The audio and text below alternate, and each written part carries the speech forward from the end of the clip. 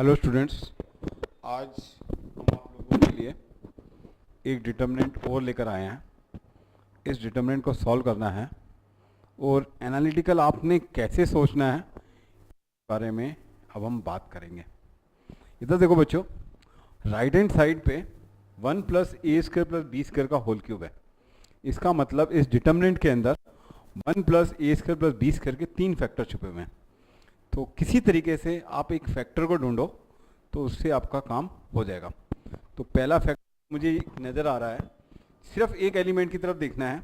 यदि इसके अंदर 1 plus a square minus B square plus 2 b square करूँगा तो 1 plus a square plus B square आ जाएगा। तो इसका मतलब मुझे क्या ऑपरेशन लगाना पड़ेगा? पहला ऑपरेशन,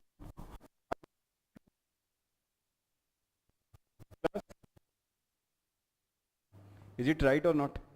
ठीक है, तो बाकी की आपने टेंशन नहीं करनी, बाकी तो अपने आप एडजस्ट हो जाएगा क्योंकि इसके अंदर 3 फैक्टर आपके छुपे हुए हैं हर हालत में। और रो 2 के अंदर एक फैक्टर 0 ढूंढ लेता हूं किसी तरीके से। क्या ऐड कर दूं? ए ऐड कर दूं।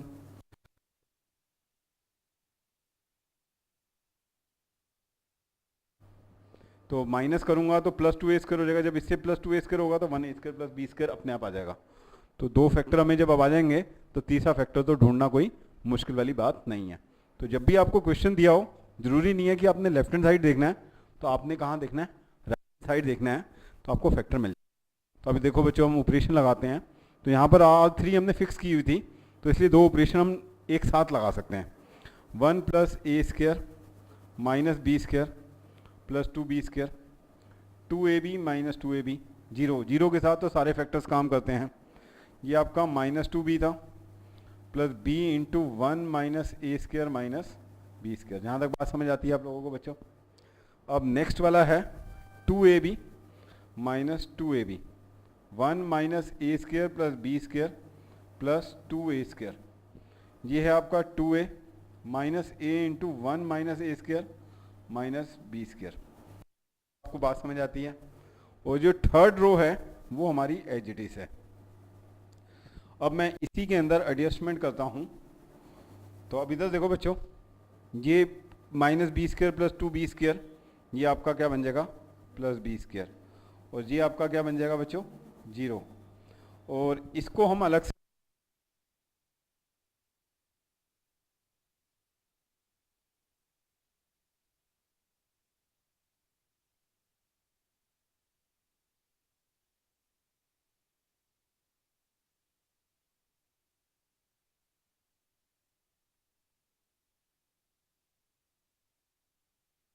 मतलब इसकी जगह मैं क्या रिप्लेस करता हूं बच्चों? सॉल्व करके लिखा है minus B into 1 plus a square.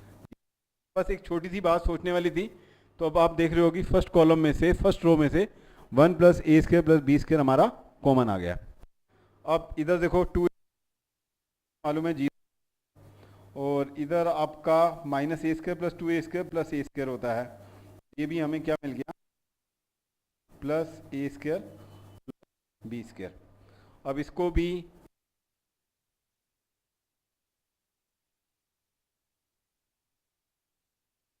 B square,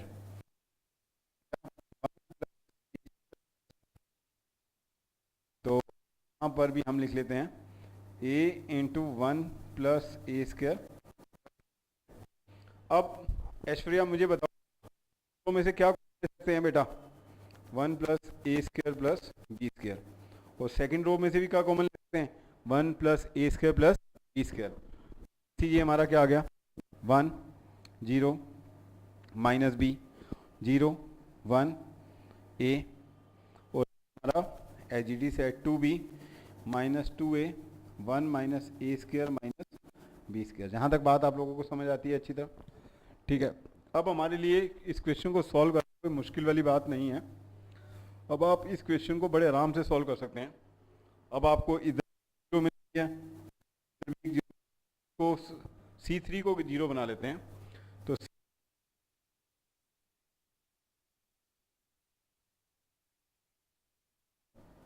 ठीक है, ये जो एप्लीकेशन कर रहे हैं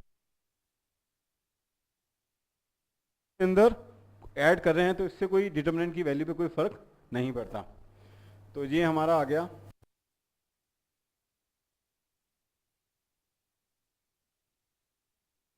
और ये आप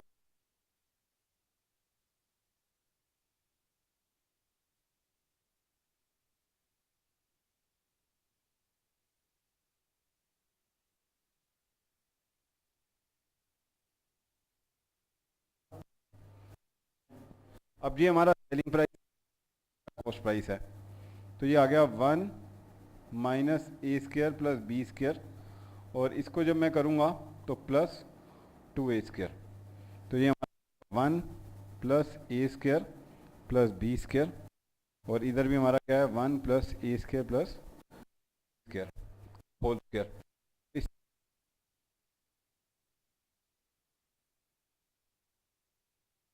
तो आज के बाद जब भी कभी आपको डिटर्मिनेंट सॉल्व करना, तो आपने ज़रूरी नहीं है कि लेफ्ट हैंड साइड की तरफ देखना है, तो राइट हैंड साइड में जो फैक्टर होता है उस फैक्टर को ढूंढ लिया, आपका काम हो जाएगा। Thank you very much.